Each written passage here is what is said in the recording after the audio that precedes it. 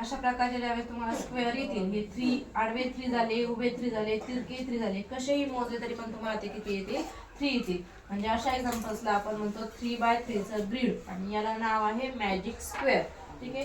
त्यावेळेस तुम्हाला अशा प्रकारचे एक्झाम्पल सॉल्व्ह करायचे. म्हणजेच काय, तुम्हाला या एक्झाम्पल मध्ये 21 पासून 29 पर्यंत अशा संख्या पुट करायच्या. त्याची आडवी बेरीज करा, उभी बेरीज करा, तिरकी बेरीज करा, कशी बेरीज करा, तुम्हाला ती बेरीज काय यायला पाहिजे, सेम यायला पाहिजे.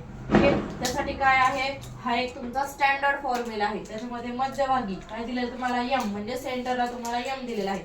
आपण काय करत असतो, सेंटर नंतर एम मधनं m-1 केलं, तुम्हाला इथे एक व्हॅल्यू येणार. या सगळ्या व्हॅल्यूज आपण सॉल्व्ह केल्यानंतर जे आन्सर येईल ते आपल्याला येणार 3/3 चं ग्रीड म्हणजेच मॅजिक स्क्वेअर. सॉल्व्ह करायची ही सोपी पद्धत आहे. ठीक आहे. आपण अगोदर तर तुम्हाला इथं सेंटरला किती दिलेलं आहे, 25. ठीक आहे. एक नंबर तुम्हाला इथं दिलेला असेल तरी पण तुम्हाला हे ग्रीड सॉल्व्ह करता येतं, नसेल दिलेलं तरी पण तुम्ही फॉर्म्युला यूज करून हे ग्रीड सॉल्व्ह करू शकतो.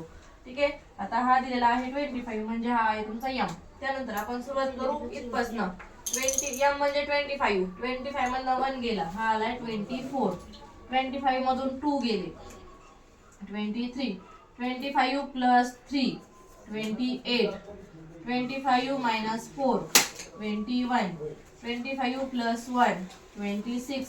25 plus 2 27. 25 minus 3 22.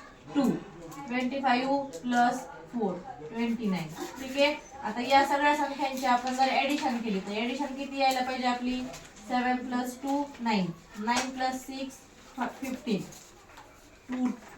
2 plus 2 4. 4 plus 2 6. 6 plus 1 7.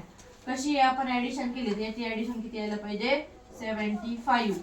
आडवी केली तरी पण 75 यायला हवी. तिरकी केली तरी पण ऍडिशन किती यायला हवी तुम्हाला, 75. अशी तिरकी केली तरी पण ऍडिशन किती यायला हवी तुम्हाला, 75. ठीक आहे. हा जर फॉर्म्युला आपण यूज केला तर आपलं हे मॅजिक स्क्वेअर सॉल्व्ह होणार. हे आपला आन्सर.